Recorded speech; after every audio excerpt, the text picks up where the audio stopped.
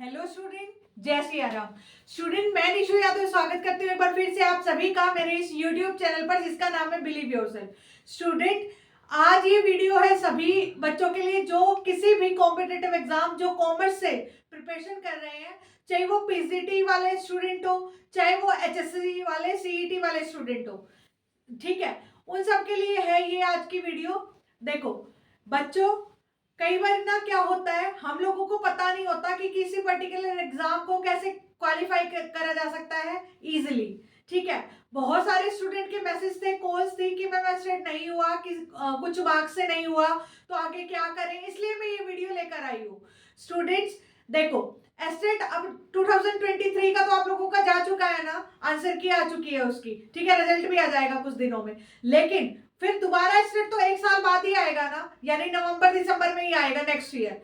तो पूरे साल थोड़ी ना एस्टेट की प्रिपरेशन करोगे दोबारा। ठीक है, देखो मेरा कोर्स है एस्टेट का अभी भी, लेकिन फिर भी मैं ये कह रही हूँ कि अभी मत लो एस्टेट का कोर्स। ठीक है, क्योंकि मुझे आप लोगों के टाइम की ज्यादा वैल्यू है। एस्टेट का कोर्स जब ज्यादा बेनिफिट है तब जब आपका एग्जाम बहुत नियर बाई है। पूरी साल थोड़ी ना एस्टेट के लिए प्रिपेयर करोगे, थोड़े बड़े लेवल के एग्जाम के लिए प्रिपरेशन करो, एस्टेट अपने आप हो जाएगा। ठीक है, वो बहुत बड़ा टास्क नहीं है। देखो, अगर आप पीजीटी, भाई एस्टेट करके भी तो आप लोगों को पीजीटी के लिए प्रिपरेशन करनी पड़ेगी ना। तो बहुत सारे जो रिक्रूटमेंट एजेंसीज है वो डायरेक्टली पीजीटी के एग्जाम लेती हैं, जैसे NVS, KVS, D triple S P PGT, RPSC first grade. RPSC में यानी राजस्थान में जो पीजीटी एग्जाम को ही फर्स्ट ग्रेड बोला जाता है। ठीक है, आप लोग कंफ्यूज मत होना। ईएमआरएस,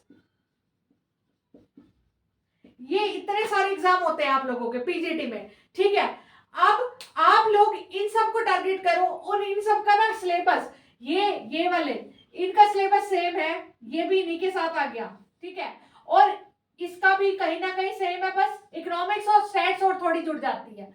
ये जो डीएसएसबी है ये पर्टिकुलर सिलेबस नहीं देता है अपना, बट जो पीवाईक्यू है उससे हिसाब लगाया जा सकता है पीवाईक्यू को देखकर। ठीक है, तो उसमें स्टैटिस्टिक्स और इकोनॉमिक्स थोड़ा जुड़ जाती है, बाकी ये वाले नहीं पूछते हैं। और फर्स्ट ग्रेड में भी कहीं ना कहीं यही सिलेबस होता है, बस इकोनॉमिक्स और ये डीट्रिपलएसपी के एग्जाम की तरह सिलेबस होता है आरपीएससी का। ये इकोनॉमिक्स और स्टैट्स भी पूछता है थोड़ा बहुत। ठीक है, तो मतलब कहीं ना कहीं ये अगर एक एग्जाम एक कोर्स के थ्रू आप सारा ना सबके लिए प्रिपेयर कर सकते हो। जोन से एग्जाम आया, देखो बच्चों, आप लोगों को लग रहा होगा अभी तो कोई रिक्रूटमेंट नहीं है, बिकॉज अभी हुई है एनवीएस केवीएस की। ठीक है, अभी हुई है, लेकिन डीट्रिपलएसपी की आने वाली है, आरपीएससी फर्स्ट ग्रेड आने वाला है आप लोगों का। देखो, आप लोग बोलोगे मैं मदर स्टेट की है ये वो, बेटा पहले जॉब तो लो, फिर बात की बात होती है करनी है नहीं करनी है, राइट। आप कैसे रिजेक्ट कर सकते हो, पहले जॉब पे लगे नहीं, रिजेक्ट तो तब करोगे ना जब तुम्हारे पास कोई चीज होगी। ठीक है, फिर दूसरी बात, भाई जब आप लोग किसी दूसरी को टारगेट कर रहे हो ना, तो एग्जाम दीजिए, बिकॉज आप लोगों को अपना लेवल पता चलता है। ठीक है, फिर तीसरी बात, बहुत सारे बच्चे होते हैं मैम हिंदी मीडियम और इंग्लिश मीडियम। सबसे पहले किसी टीचर का कोई मीडियम नहीं होता है, टीचर को हर तरह के बच्चे पढ़ाने पड़ते हैं। तो मेरे हिसाब से 2 लैंग्वेज तो आपको परफेक्ट आनी चाहिए। और मैं ये नहीं कह रही कि आप लोगों को स्पीकिंग आनी चाहिए इंग्लिश, नहीं, आप लोगों को कॉमर्स की टर्मिनोलॉजी पता होनी चाहिए। ठीक है, फिर एक है एचएससी सीईटी जो आजकल है, आप लोगों का मेंस होने वाला है। ठीक है, जो बच्चे ये सीईटी देने वाले हैं मेंस, जिनका प्री हो चुका है, या फिर आगे आप लोगों का एचपीएससी असिस्टेंट प्रोफेसर, चलो असिस्टेंट प्रोफेसर को तो बाद में बताऊंगी आप लोगों को।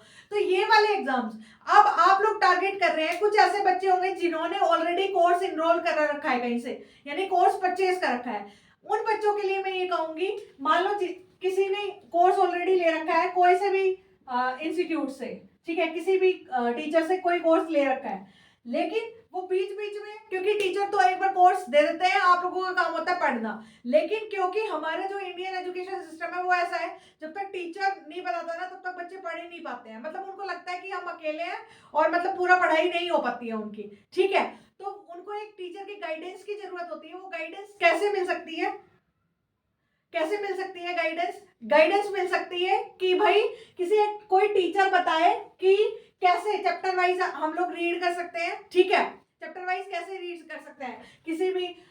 अब ये एक मेरा बैच है गाइडेंस बैच, जो काफी दिन पहले मैंने लॉन्च किया था। उस गाइडेंस बैच में वो सारे बच्चे आ सकते हैं जिन लोगों ने पहले से कोर्स में इनरोल कर रखा है कहीं ना कहीं। ठीक है, फिर अगर वो उस कोर्स में किसी भी टीचर से इनरोल कर रखा है तो आप मेरे गाइडेंस बैच में मैं आपको गाइड करूंगी कि उस पर्टिकुलर कोर्स को आपको रूटीन क्या होनी चाहिए, आपकी स्ट्रेटेजी क्या होनी चाहिए, आपकी 1 वीक स्ट्रेटेजी क्या होनी चाहिए, आप पेपर 1 और पेपर 2 को यानी पार्ट ए और पार्ट 2 को कैसे टैकल कर सकते हैं। यानी जो आप लोगों की नेगेटिविटी उठती है और जो क्वेश्चंस होते हैं उन सबका आंसर मिलता है। अब ये गाइडेंस बैच केवल 1500 में मिलता है आप लोगों को, और ये ना पूरे जब तक आप किसी एक एग्जाम को टारगेट करते हो, मान लो DSSS भी है, तो जब तक आपका एग्जाम नहीं हो जाएगा, चाहे 1 साल में हो, 1.5 साल में हो, कितने ही टाइम में आप लोगों का एग्जाम हो, तब तक की वैलिडिटी रहेगी, राइट। ये तो है। लेकिन जिन बच्चों ने कोई कोर्स नहीं लिया और उनको भी ये नहीं पता, उनको लग रहा है SLET का कोर्स दोबारा ले ले, तो SLET का कोर्स दोबारा ना ले, PGT लेवल का कोई कोर्स देखे। अगर मेरे से लेते हैं तो भी कोर्स लॉन्च होने वाला है थोड़े दिन में, 3 दिन के अंदर मेरा कोर्स लॉन्च हो जाएगा जो PGTs को टारगेट करेगा, ठीक है, जितने भी कॉमर्स PGTs एग्जाम होंगे, ठीक है। और जो HSSC वाले बच्चे हैं, जो CIT वाले, वो मेरे गाइडेंस बैच को मतलब ले सकते हैं, और ये मतलब ये कैसे उस एग्जाम को क्लियर करें वो मेरे गाइडेंस के थ्रू निकाल सकते हैं उस एग्जाम को। बहुत बड़ी चीज नहीं है। देखो, अगर आप कंटिन्यू पढ़ते हो तो कोई भी PGT एग्जाम निकालना बहुत मतलब ये होता है कि आप लोगों का एग्जाम निकालने के लिए पार्ट ए पार्ट बी दोनों सही होने चाहिए। अगर पार्ट बी बहुत मजबूत कर लिया और पार्ट ए को छोड़ दिया तो नहीं होगा। पार्ट ए और पार्ट बी दोनों इंपॉर्टेंट है, तो दोनों को इक्वल इंपॉर्टेंस दें, ठीक है। कॉमर्स के लिए मुझ पे डिपेंड हो जाए, कॉमर्स से जो मैं कराऊंगी, जो मेरे कोर्सेज में होगा, उससे बाहर आपको कुछ नहीं आएगा, एग्जाम ओरिएंटेड होगा पूरा। हाँ, पार्ट 1 के लिए आप लोगों को कहीं और से पढ़ना पड़ेगा, बस मैं कुछ बुक्स की हेल्प कर सकती हूँ कि कहाँ से पढ़े कहाँ से नहीं, लेकिन गाइडेंस में मैं आप लोगों को गाइड करूंगी पार्ट ए के लिए भी कि रूटीन वाइज कि आपका रूटीन बनाने में, राइट। लेकिन उसके लिए आप लोगों को थोड़ा बाहर से ही हेल्प लेनी पड़ेगी। मैं सिर्फ कॉमर्स के लिए हूँ। कॉमर्स के लिए आप लोगों को कहीं और से कुछ सोचने की जरूरत नहीं है, कुछ और पढ़ने की जरूरत नहीं है, कोई अदर राइटर्स की बुक खरीदने की जरूरत नहीं है, कंटेंट खरीदने की जरूरत नहीं है। अगर विश्वास करते हो तो आ सकते हो आप मेरे बैचेस में, ठीक है। और कोई क्वेश्चन रह गया हो तो कमेंट सेक्शन में कमेंट कर सकते हैं, मेरे दिए गए नंबर पर कॉल कर सकते हैं, ठीक है स्टूडेंट्स। बट मैं ये कहूंगी कि SLET पर ना भागकर आप लोग PGT को टारगेट करें, और जितने भी PGT एग्जाम है उनके लिए मैं एक पर्टिकुलर कोर्स बनाऊंगी। एक तो बनाऊंगी DSSS और RPSC के लिए कॉमन, और एक होगा KVS NVS, और आप लोगों की EMRS के लिए एक कॉमन, राइट। तो ये बैच लॉन्च होंगे और विद इन वीक आप लोगों का लॉन्च हो जाएगा।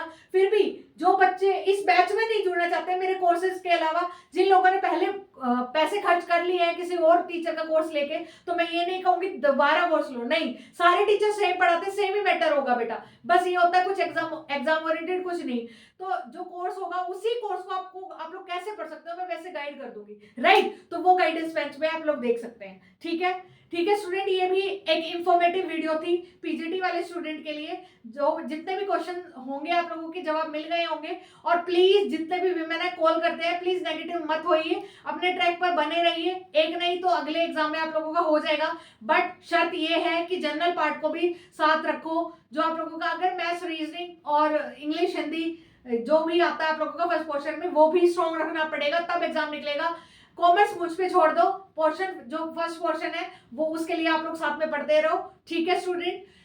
अभी भी आप लोगों के क्वेश्चन है तो कमेंट सेक्शन में कमेंट कर सकते हैं, और डिस्क्रिप्शन बॉक्स में लिंक मिल जाएगा आपको मेरी ऐप का, ठीक है। मैं निशु यादव एंड करती हूँ मेरी इस वीडियो को, मिलती हूँ किसी नई वीडियो में, तब तक के लिए जय सिया राम।